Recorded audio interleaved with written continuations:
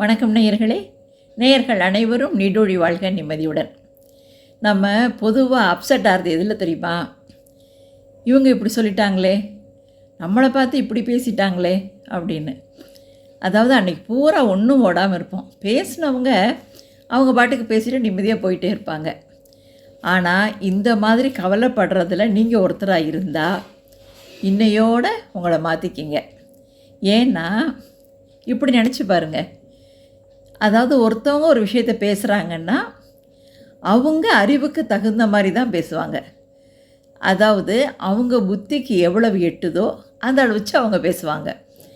அதனால் அறிவு குறைச்சலாக உள்ளவங்க ரொம்ப அறிவாளியாக உங்களை கரெக்டாக மதிப்பிட்டு பேசுவாங்க அப்படிலாம் நீங்கள் எதிர்பார்க்கக்கூடாது. அது உங்கள் தப்பு. அதனால் பேசுகிறவங்க பேசிட்டு போகிறாங்க. அதனால் இந்த மாதிரி பேசுகிறவங்களால உங்களோட வேலை என்ன, உங்களோட உழைப்பு இதெல்லாம் கெட்டு போகாத மாதிரி பார்த்துக்குங்க.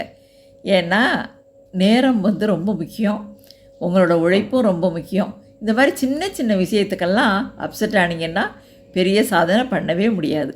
All the best. வாழ்த்துக்கள்.